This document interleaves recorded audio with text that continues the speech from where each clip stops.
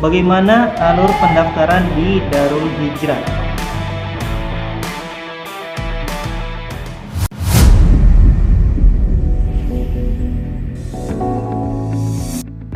Assalamualaikum warahmatullahi wabarakatuh. Waalaikumsalam warahmatullahi wabarakatuh. Kembali lagi di Darul Hijrah Channel, Q&A part kedua.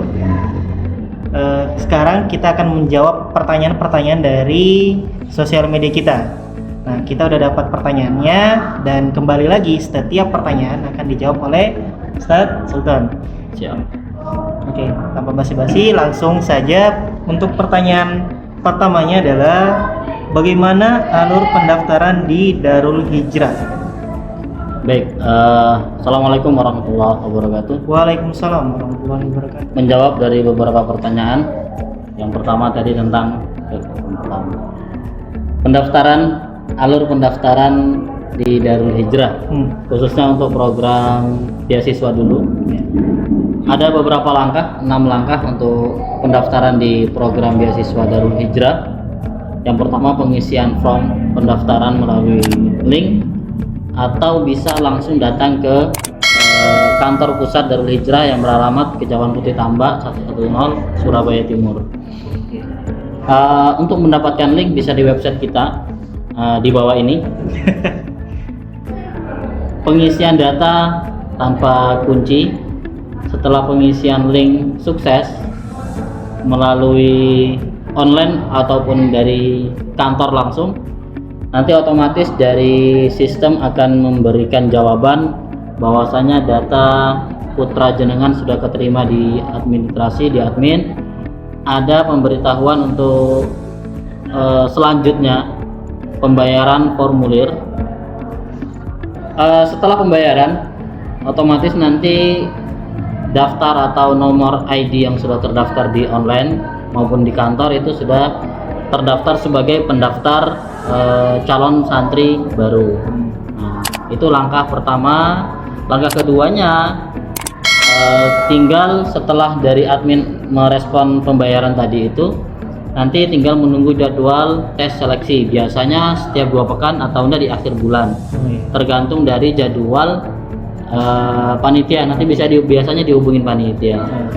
Nah, setelah seleksi putra jenengan dinyatakan lulus, nah, baru ada yang namanya daftar ulang. Daftar ulang ini proses kepastian siswa itu masuk ke pondok apa hendaknya di daftar ulang. Jadi begitu dinyatakan lulus, proses selanjutnya yang ke-5 itu daftar ulang. Ada beberapa hal di daftar ulang, kemarin juga di part sebelumnya mungkin sudah kami sampaikan. Yang pertama, pengisian komitmen. Kalau yang program beasiswa nanti ada kontrak belajar dan kontrak pendapat beasiswanya tadi tersebut. Ada komitmen pembayaran, namun pembayaran hanya perlengkapan awal saja setiap santrinya. Dan yang terakhir, komitmen infak. Nah, program beasiswa itu kemarin juga sempat saya sampaikan seperti apa bulanan atau komitmen infak yang di program beasiswa. Namun jika para calon santri atau wali santri keberatan untuk pembayaran, khususnya di pembayaran itu, insya Allah dari kami tetap ada keringanan untuk 50% dari pembayaran, minimal 50% dibayarkan. Di total jumlah untuk program beasiswa itu hanya 3.450.000 atau 3.300.000 di luar dari uang formulir yang 150.000 tersebut. Nah, setelah pasti sudah isi kontrak daftar ulang tadi selesai, putra jenengan tinggal menunggu jadwal masuk tahun ajaran baru. Biasanya itu di bulan Juli, di pertengahan bulan, Bang Sul. Seperti itu.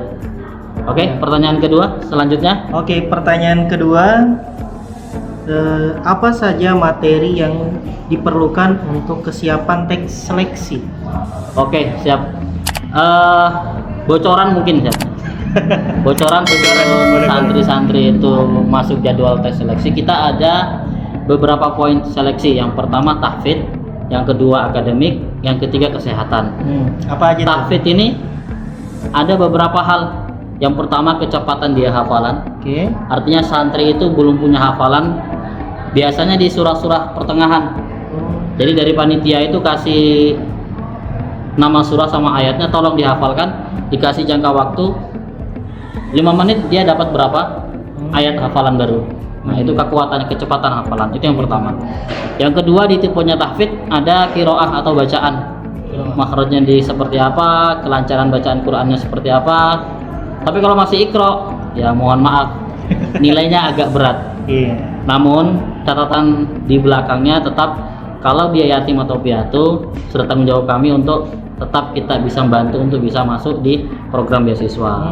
Tapi dengan catatan, biasanya sebelum masuk tahun ajaran baru, anak-anak yang di bawah rata-rata untuk mungkin belum Al-Quran dan dia yatim atau piatu, biasanya ada kelas khusus di luar.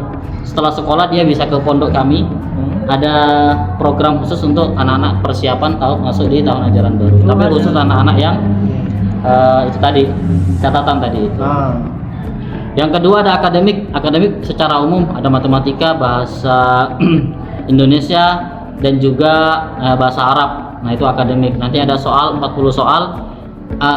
Jika pekerjaan online, nanti ada waktu, link yang diberikan dan diberikan waktu untuk pengerjaan. Namun seleksi yang datang langsung ke kantor atau ke kantor pusat itu juga diberikan fasilitas komputer, nanti punya jangka waktu untuk pengerjaan soal-soal tersebut. Itu untuk akademik. Begitu juga tahfidz. Kalau tahfidz yang jalurnya online itu nanti sistemnya video call sama musyrifnya masing-masing, sama tim pengujinya, atau biasanya pengambilan video. Nanti tergantung dari musyrif penguji yang diseleksi tersebut. Ya begitu nanti untuk tes kategori akademiknya.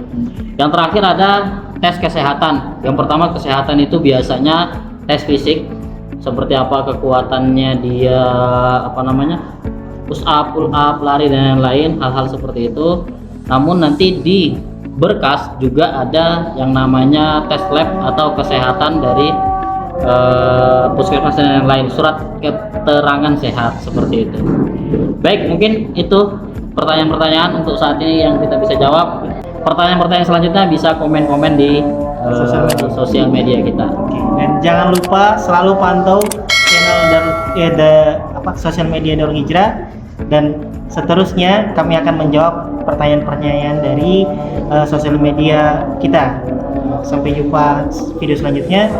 Sekian dari kami berdua. Wabillahi taufiq wal hidayah. Assalamualaikum warahmatullahi wabarakatuh. Waalaikumsalam warahmatullahi wabarakatuh.